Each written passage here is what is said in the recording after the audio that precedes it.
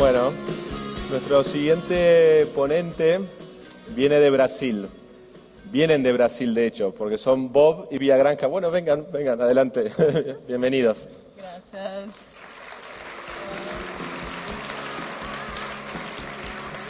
Bob y Bia organizan la conferencia más multitudinaria de Brasil para la generación Y, generación Y, menores de ¿cuántos años? Entre 30. Menos de 30.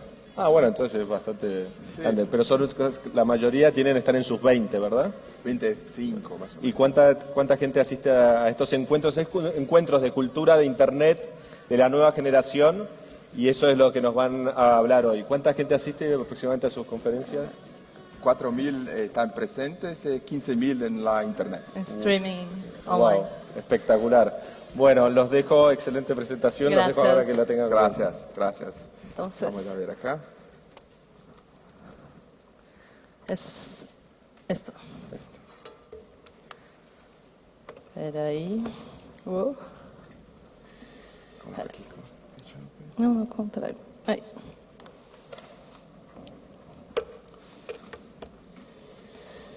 Cuidado, fio. Esse aqui passa. Oh, meu Deus.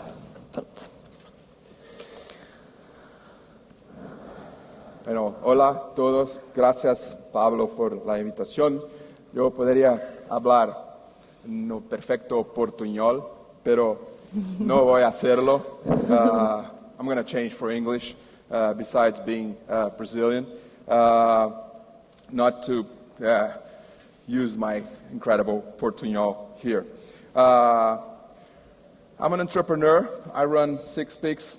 Our company is specialized in producing content for Gen Y, young people.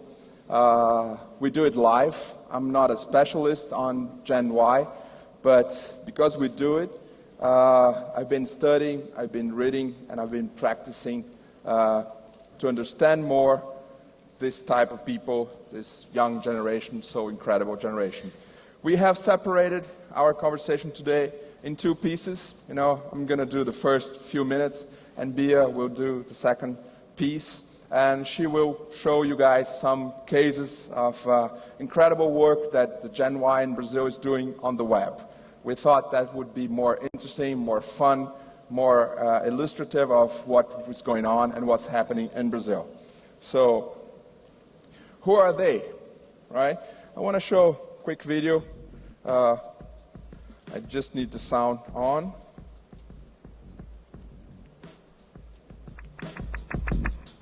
Yeah, now I'm in the blogosphere, now I'm in the Twitterverse. Fans get so immersed, but I'm a nerd forever. I'm the new Zuckerberg, and since my website, I've been cooking dough like a chef serving kilobytes. Used to be the basement, back at my mom's place, building web traffic so that we could sell an ad space. Make way for the one-man businesses, bailouts finish with white-collar criminals. New Sega Genesis, entrepreneur, time making big plans to dominate the online. Yeah, I'm on YouTube. This is one man sharing Google revenue with songs on my webcam. Science is the new art, databases day to day. Geek spreading sheet smarts, hustle make the data pay. I could be in Valleywag plus geekology. Tell from my avatar that I'm most definitely Social networks, what dreams are made of. There's nothing you can't do. Now you're a loser. This VC money is brand new. The geek is now damn cool. Let's hear it for new days. catch me up in TechCrunch, right on the homepage. Hell, I'm on Gizmodo in a photo by the phone craze. And I'm up in Mashable. Weekend trip to New York, Bar Pity, One Oak, parties full of new dorm. Now I'm pitching business plans from the backs of napkins. Microlend to Africans, monetize Kazakhstan. Catch me up on LinkedIn, dog. CEO, you can see where I be with the IPO. Now I'm up in skinny jeans, now a hipster's lurking. Used to be a reject, but now I'm steady jerking. Now my glass is mainstream, now the girlies eyeing me. Popular kids copy me, the new swag is irony. Coming from the small time, girls couldn't find me. Now I scale models like I climb on top of Heidi. Starting big trends with the tweets that I pass on, you should follow me.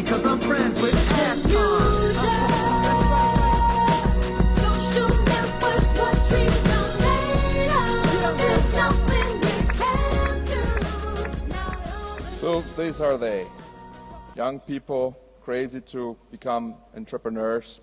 And almost half of the workforce in Brazil, I imagine probably the same thing here. So half of the people working on companies, small and big companies in Brazil, are Gen Y. And I decided to put together 6 main characteristics of these people. First of them, they're looking for meaning. They're looking for meaning in their lives. They're looking for meaning in what they do for work. They're looking for meaning in the companies they work for, and they're looking for meaning in the companies they found. Second, they care about the planet. They probably don't go that much into organizations or to the Plaza del Sol, but they really care about the planet. It's inside themselves. They are fully digital, and that makes a difference. They were not born digital, but since they were like 10 or 12, digital was around. Digital was like a refrigerator. Email was there, like the refrigerator was there at their houses. They're the most efficient generation, according to a Deloitte study. They've been selecting people for many, many years, and they've released some information that the Gen Y people are the most efficient they have selected ever. And they care about the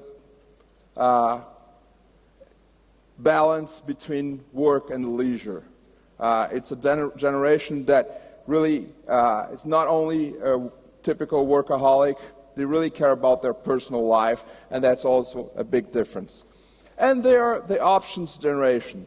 They have all the options. All their fathers told them they could do whatever they wanted to be happy, and they believed. And then they became the options generation. And in some cases, many cases, that is kind of very stopping. They don't choose any of those options because they have so many options to choose. They don't choose any option. So what are the risks and opportunities? The main risk, in my point of view, is not to turbo that Gen Y people, is to leave the too many options people not to choose for one option and become the most efficient one. And the risk is ours to solve. It's ours as older people, it's ours as countries, it's ours as business guys and entrepreneurs. What are the opportunities? For large companies, and I'm talking about Gen Y and specifically in Brazil, new non-traditional businesses. Telefónica has an incubator in Brazil. They've created a few businesses, and I know more than one that have revenue that are over $50 million after 3 or 4 years of existence inside Telefónica. That's totally Gen Y style type of business that can be created. Startups, the way to expand. We're going to have Romero Rodriguez this afternoon, or I think tomorrow, talking about Buscapé that was sold for more than $300 million. There are other companies like Boobox, and there are lots of entrepreneurs booming in Brazil and waiting to expand and to grow. Venture capitalists, I think there are probably some here. There's an eager market waiting for you guys. The VC industry is just starting, and we have lots of Gen Y people waiting for the money. And entrepreneurs, consider moving to Brazil. There's a huge opportunity. The economy is growing well. 2 examples. Privalia is a Spanish company, is going very well in Brazil. Groupon is also an international American company. People say their revenues are number 2 worldwide in Brazil. Don't know if that's true or not, but they're really doing very well. So I want to finish my first piece telling you guys that we want you guys. There's a huge opportunity going on in Brazil. Gen Y people is crazy about, building companies, making things grow, and making a difference because they are on that. Okay? Let me pass to Bia. I'll change the presentation here. Now comes the fun part of it, I guess. So I'm going to speak in English because my Portuñol is worse than Bob's. I'm sorry. So I'm the curator of UPix, an internet culture platform. We have website, we have print magazine, we have a festival and awards. Our festival, the last one was in April, this year in April, and we gathered more than 4,000 people. Over 3 days of event, we were trending topic on Twitter. And at the UPix Festival, we discuss and celebrate internet culture in Brazil, what it represents, the behaviors that come out of the internet, the web celebrities, everything that revolves around it. And now I'm going to show you a little bit of the things that I think they're the funniest and most relevant that we've been doing. So, los fenómenos más interesantes de la cultura de internet joven de Brasil. We love social media in Brazil. Every social media we had, we dominated it very fast. So 67% of all Brazilians online are on social media. I'm not sure if you heard of, who knows Orkut here? So not many. Orkut is like Google's Facebook. It was released 6 years ago. And Brazilians dominated it so fast that there are only many Brazilians and Indians now on Orkut, and almost all Brazilians that are online are on Orkut. Facebook, we're already the top growing country on Facebook. We love to social network. And Twitter, New York Times elected Rafinha Bastos, he's a comedian and a journalist in Brazil, the most influential person on Twitter. So that's huge, I guess. And we love to talk. Brazilians are all into expressing their opinions, their emotions, everything. And we're a very energetic country. We watch over 3 billion videos online every month. That's a lot. So that combined, we saw the big phenomenon of vlogs. Do you have vloggers here? If you can say vloggers. So in Brazil, they're huge. I selected 4 of them that I think the 2 biggest ones and 2 that I really love to show you a little bit. This is PC Siqueira, and he has 72,000 million views on his videos on YouTube. That's huge, and it's like he's been doing that for less than 2 years, so it's huge. I'm going to show you a small part of the video that got him famous, so if I can get sound here. It's okay? Se fala muito em homossexualismo, heterossexualismo, mas as pessoas It's not. esquecem de uma boa parte da população geralmente não está contida nesse assunto que se chama nerdossexualismo. Nerdossexualismo é tipo daquele cara que ele faz sexo de 3 em 3 anos, geralmente. O sujeito que é nerd, ele tem muitas coisas para fazer além de sexo. Geralmente tem muita coisa para fazer na internet, no videogame, e esses tipos de eventos sociais, como fazer sexo, atrapalham um pouco essas outras. Well, that's PC. And this is Kawemura. He criticizes society a lot. You can just leave the lights off because I'm going to show a lot of videos now. Lights down, yeah. Lights down. And he criticizes the society a lot, and this is him talking about status. Você que tem alguma massa cinzenta aí, talvez possa concordar com o que é popularmente dito sobre o status. O status é como gastar um dinheiro que você não tem para suprir uma necessidade que você não tinha, para passar uma imagem que você não precisa, ou qualquer coisa desse tipo, mas a ideia básica é essa. Eu gostaria de dar a minha opinião sobre o status, que é a seguinte. So you can see, this is Kawemura. He's very, energetic. And this is Felipe Neto. He's a huge phenomenon. He's the biggest vlogger in Brazil. He has over 10 million views, 100 million views, and it's like two whole spans only on his videos. And he criticizes teen pop culture, like the Twilight Saga or Justin Bieber. I don't know if you're a fan of Justin Bieber. Well, he is not. And he talks about that, and he has over 1 million followers on Twitter. And he's now working for Rede Globo, which is the largest media company in Brazil. So let's hear what Felipe has to say about Justin Bieber. Lights? Caio, então se você quer ser uma garota ou uma menina fã de Justin Bieber, não tem problema. Você está simplesmente declarando para o mundo que você não faz sexo e que você quer simplesmente admirar um molequinho que tem um cabelo ridículo e que canta com aquela vozinha assim.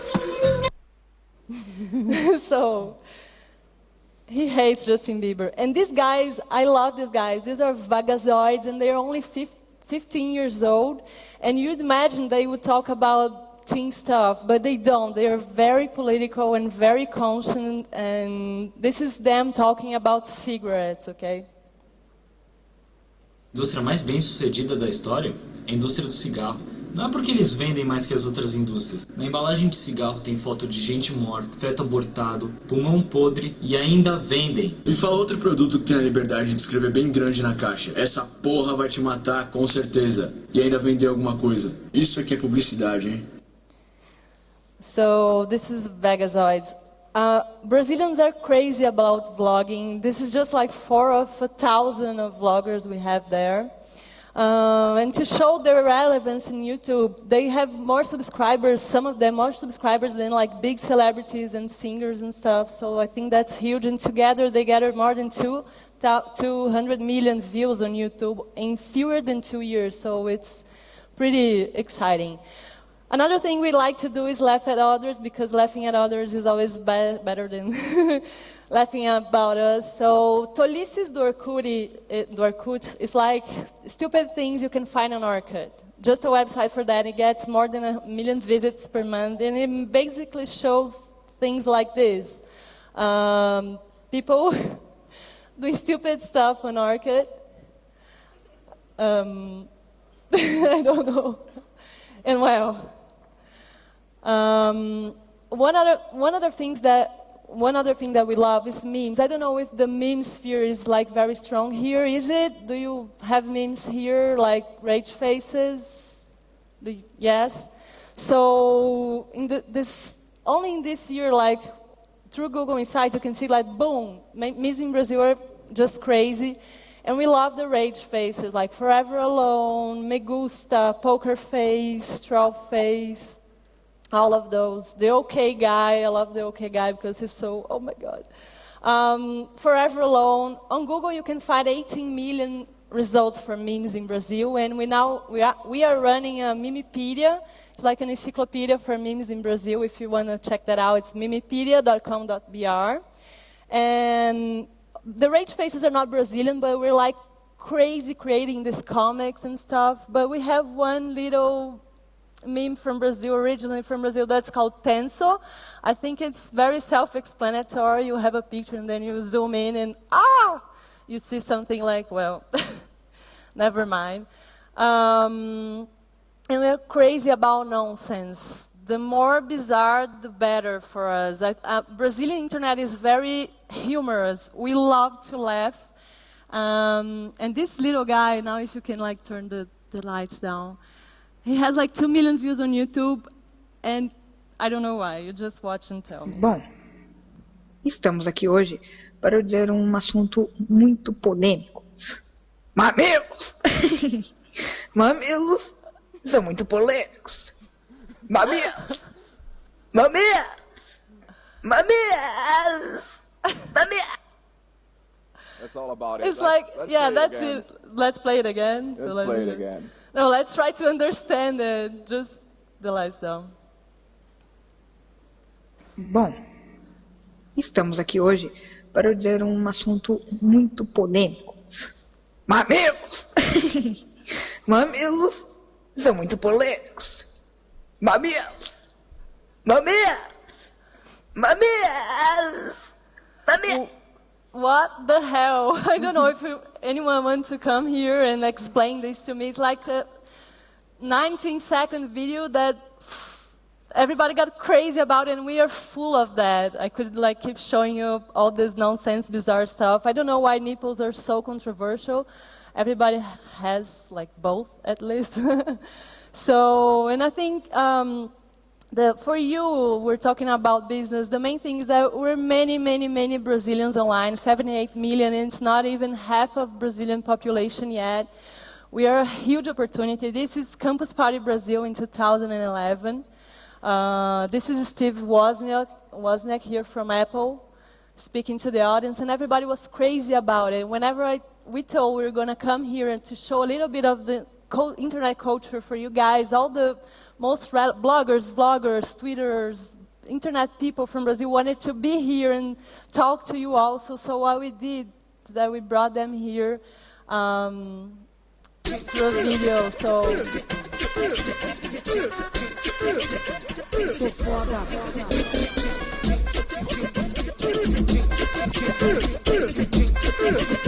Sou foda.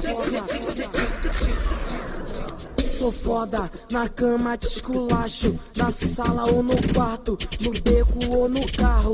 Eu sou sinistro, melhor que seu marido, esculacho seu amigo. No escuro eu sou um perigo. Gracias. Gracias. Gracias. Gracias. Gracias. Gracias. Gracias. Gracias. Gracias. Gracias.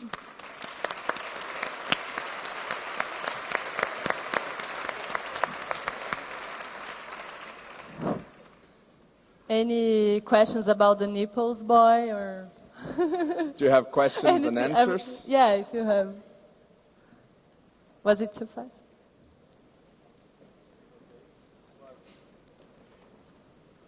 So surprising that no one's... The idea is very clear.